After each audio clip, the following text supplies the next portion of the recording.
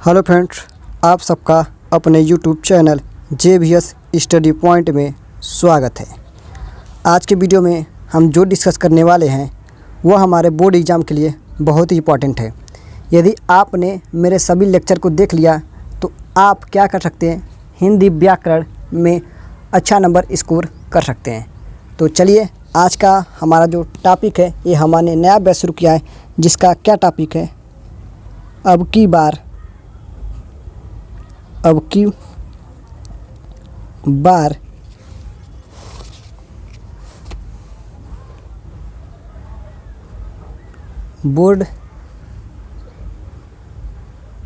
परीक्षा पार। ये क्या हुआ, हमारा नया बैच स्टार्ट किए हैं, जिसमें हमने उसका नाम रखा क्या, अब की बार बोर्ड परीक्षा पार। तो इसका क्या टॉपिक है, इसका मेन टॉपिक हमने क्यों स्टार्ट किया है, क्योंकि इसमें जो चीज़ आपको बताया जाएगा वो क्या होगा, हमारे एग्ज़ाम के लिए क्या होगा, महत्वपूर्ण है। क्या है, महत्वपूर्ण है। यदि आपने हमारे सभी लेक्चर को देखा तो आप हिंदी ग्रामर के 20 से 25 मार्क अचीव कर लेंगे।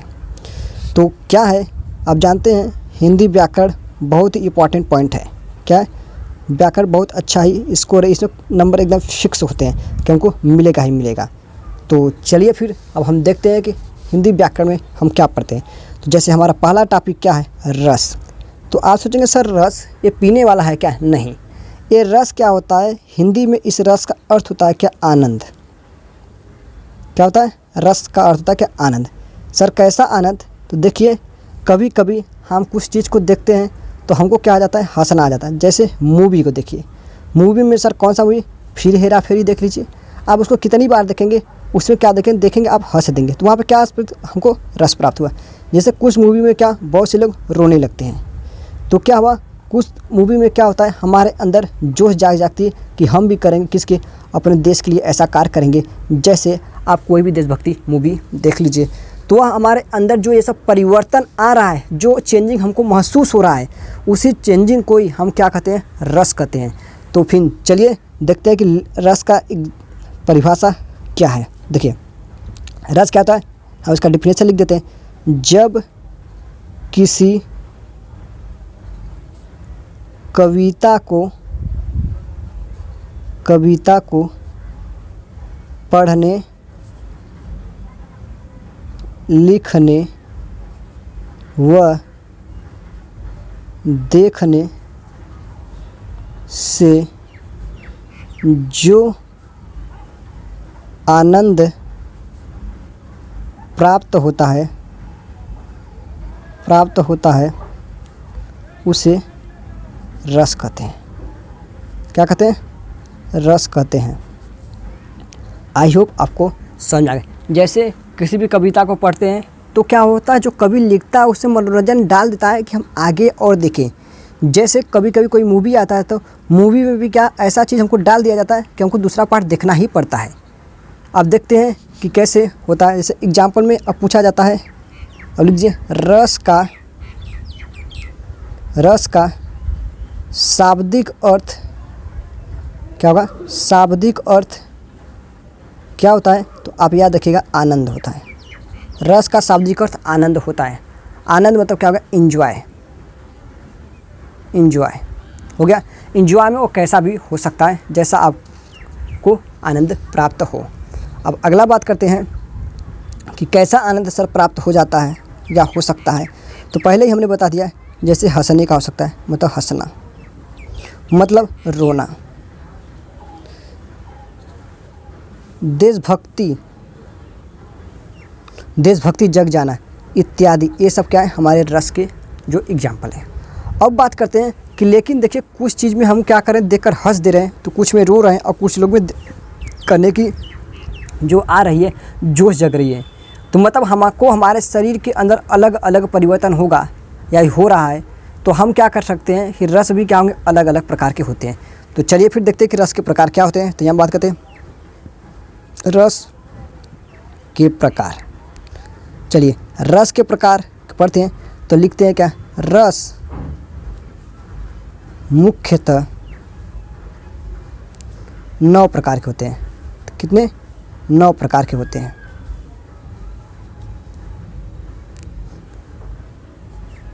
तो चलिए बात करते हैं कि वह रस जो 9 प्रकार के होते हैं उनका क्या क्या नाम है। तो चलिए यहाँ पर हम बात करते हैं रस के बारे में। तो हम एक तरफ लिख दे रहे हैं क्या? रस, और एक तरफ उसका लिख दे रहे हैं क्या? स्थायी भाव। अब याद रखिएगा कि हमको स्थायी भाव लर्न होना चाहिए, क्योंकि स्थायी भाव लर्न होना बहुत ही ज़रूरी है। तो देखिए, जैसे पहला रस कौन सा है? श्रृंगार रस। तो श्रृंगार रस का स्थायी भाव होता है क्या? रति। अब क्या है? हास्य रस। हास्य रस का स्थायी भाव हास। अब ऐसे क्या है? करुण रस। करुण रस का स्थायी भाव शोक। अब अगला है क्या? रौद्र रस। रौद्र क्या है? स्थायी भाव क्रोध। वीर रस का स्थायी भाव है उत्साह। क्या है? उत्साह है। और अगला रस है क्या हमारा? भयानक। भयानक रस का स्थायी भाव भय। अब ऐसे क्या है? विभत्स रस। विभत्स रस का स्थायी भाव है जुगुप्सा। जुगुप्सा।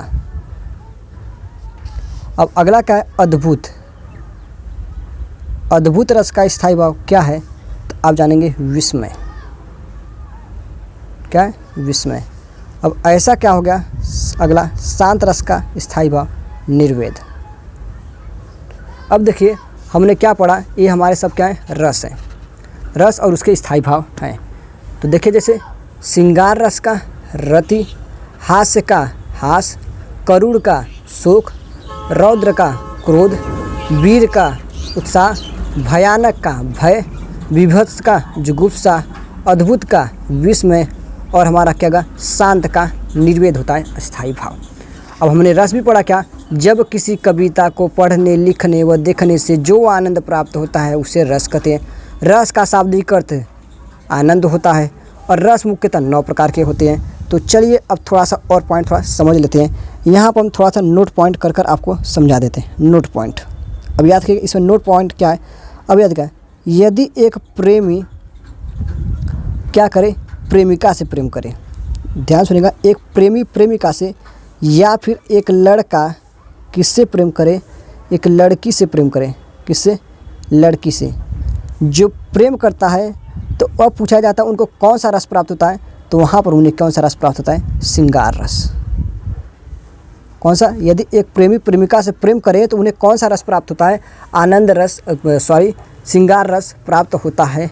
अब देखिएगा अगला क्या है? अब यदि एक लड़का किससे प्रेम करे? अपने माता से प्रेम करे। एक लड़का अपने माता से प्रेम करे तो उन्हें कौन सा रस प्राप्त होता है? या फिर कौन सा ना? तो उस रस को कहते क्या? वात्सल्य रस। कौन सा रस? वात्सल्य रस। एक लड़का अपने माता पिता से प्रेम करता है तो उसे कौन सा रस कहते हैं? वात्सल्य रस कहते हैं। लेकिन यहीं पर एक लड़का प्रेम करे भगवान से, भगवान जिसे हम कहते हैं क्या? गाड। यदि एक लड़का गाड से प्रेम करे तो वहाँ पे कौन सा रस होता है? तो वहाँ पे रस होता है क्या? भक्ति रस। जैसे प्रहलाद ने भगवान विष्णु की क्या किए थे? प्रेम किए थे। जैसे राधा ने कृष्ण जी से प्रेम किए थे तो वो क्या किए थे? उन्हें कौन सा रस प्राप्त? वहाँ पे भक्ति रस मिला था। तो यहाँ पर देखिए इन सभी रस में सब जगह प्रेम है, लेकिन क्या हुआ? वहाँ पे रस क्या है? अलग अलग है। तो देखिएगा अब क्या हो गया? 2 रस और बढ़ गए। पहले टोटली 9 थे, लेकिन अब कितना हो गए? टोटल रस कितने हो गए? तो टोटल रस हो गए कितने हमारे? 9 + 2 इक्वल होता क्या? 11 रस होते हैं। कहाँ? हमारे हिंदी काव्य में। आई होप आपको समझ में आया हमने क्या किया। यदि एक प्रेमी प्रेमिका से प्रेम करे तो वहाँ पर श्रृंगार रस होता है। एक लड़का अपने माता से प्रेम करे तो वहाँ पर वात्सल्य रस होता है। यदि एक लड़का भगवान से प्रेम करे तो वहाँ पे भक्ति रस होता है। इस प्रकार हमारे काव्य साहित्य में कुल कितने रस हो गए? 9 रस हो गए। आई होप आपको यह पॉइंट समझ में आया होगा। तो अब चलिए अब बात करते हैं रस के अंग। क्या बात करते हैं? रस के अंग। चलिए अब इसके बाद अभी आपको सब रस बताया जाएगा। पहले आपको ये सब जो है छोटा छोटा पॉइंट है आपको पता होना चाहिए, तो और रस आपको और अच्छे से समझ में आएगा। चलिए देखते हैं रस। क्या देख रहे हैं? रस के अंग। अब रस के अंग क्या होते हैं, तो याद रखिएगा रस के मुख्यतः 4 अंग होते हैं। हम यहाँ पर चार्ट से आपको बता दे रहे हैं। यदि आपको एक बार चार्ट समझ में आ गया तो बहुत अच्छा हुआ कि आपको बहुत अच्छे समझ में आ गया। जैसे देखिए पहला क्या है, विभाव। क्या होगा, विभाव। अब इसके बाद क्या होता है, अनुभाव। अनुभाव। अब अगला क्या हो गया, संचारी भाव। संचारी भाव। अब अगला क्या हो गया, यहाँ पर देख लीजिएगा, स्थायी भाव। स्थायी भाव। चलिए एक एक टॉपिक को हम आराम से समझते हुए चलते हैं। अब देखिएगा, अब हम बात करते हैं कि पहले विभाव क्या होता है। तो इसका मतलब क्या हुआ, जिसके कारण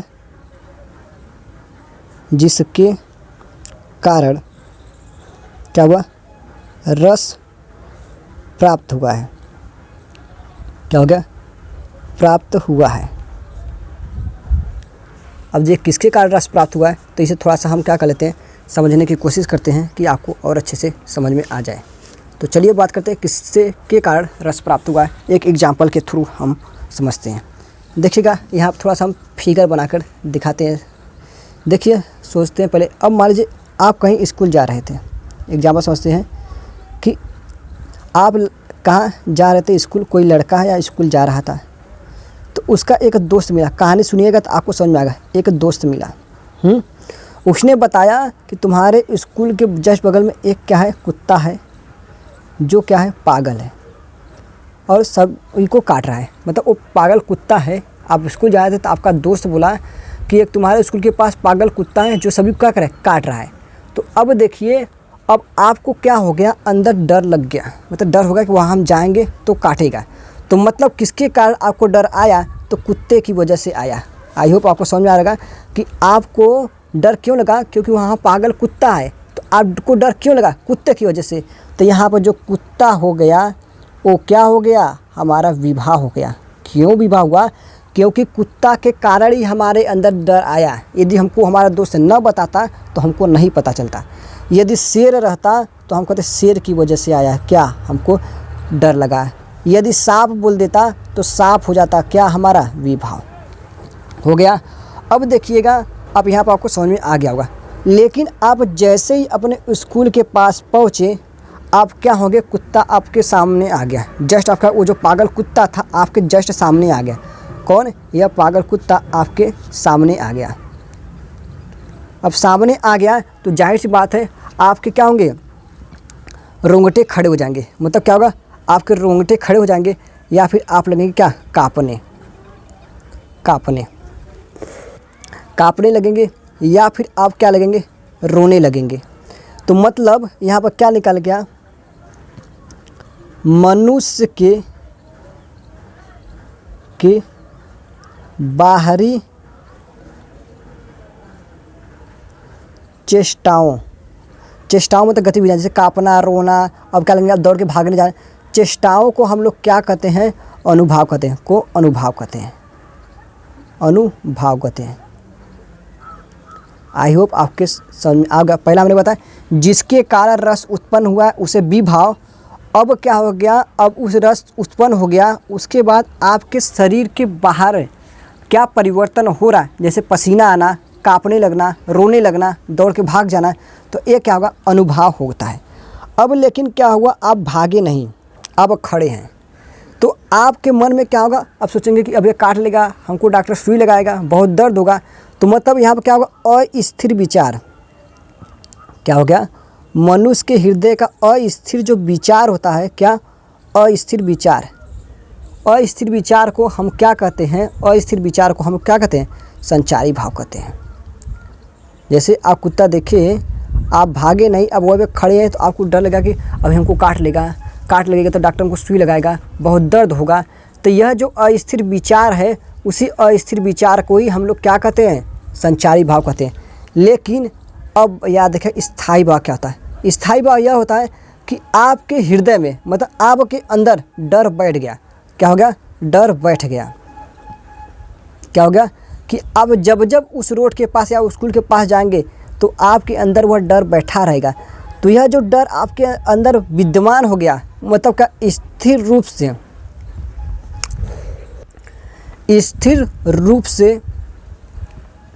से डर बैठ गया। क्या होगा? बैठ गया। तो यह जो स्थिर रूप से आपके अंदर डर बैठ गया, उसे ही हम लोग क्या कहते हैं? स्थायी भाव कहते हैं। आई होप आपको क्या होगा? रस के अंग समझ में आ गए। विभाव हमने क्या बताया? जिसके कारण रस उत्पन्न होता है। अनुभाव में क्या होता है? मनुष्य के बाहरी चेष्टाओं में तो कांपना, दौड़ना, भागना। और संचारी भाव में क्या होता है? क्या होगा? मनुष्य के हृदय का अस्थिर विचार। स्थायी भाव क्या होता है? मनुष्य के हृदय में स्थायी रूप से विद्यमान जो हो जाते हैं भाव, उसी को क्या कहते हैं? स्थायी भाव कहते हैं। जैसे क्या होगा? लिख देते हैं, मनुष्य के हृदय में स्थायी रूप से विद्यमान भाव को स्थायी भाव कहते हैं। आई होप आपको समझ में आ गया होगा। तो याद रखिएगा, रस पढ़ने के लिए हमको इतनी टॉपिक की आवश्यकता थी जो हमने आपको बता दिया। आई होप आपको यह समझ में आया होगा। तो अब ऐसे देखिएगा, ऐसे विभाव के भी पार्ट होते हैं। विभाव का एक अगला पार्ट क्या है? आलम्बन। अगला क्या होता है? उद्दीपन। तो इसी के पार्ट हैं। आई होप आपको रस समझ में आया होगा। तो आपको यह वीडियो कैसा लगा हमको कमेंट कर ज़रूर बताइएगा। तो आज के वीडियो में बस इतना ही। अगले वीडियो में हम लाएंगे रस के, जो हमारे रस के प्रकार है उसके डिफिनेशन को, और अच्छे अच्छे एग्जाम्पल लाएंगे जो आपको बहुत जल्दी ही लर्न हो जाएगा और अपने बोर्ड एग्जाम में लिख पाएंगे। तो फिर आज के वीडियो में बस इतना ही। धन्यवाद।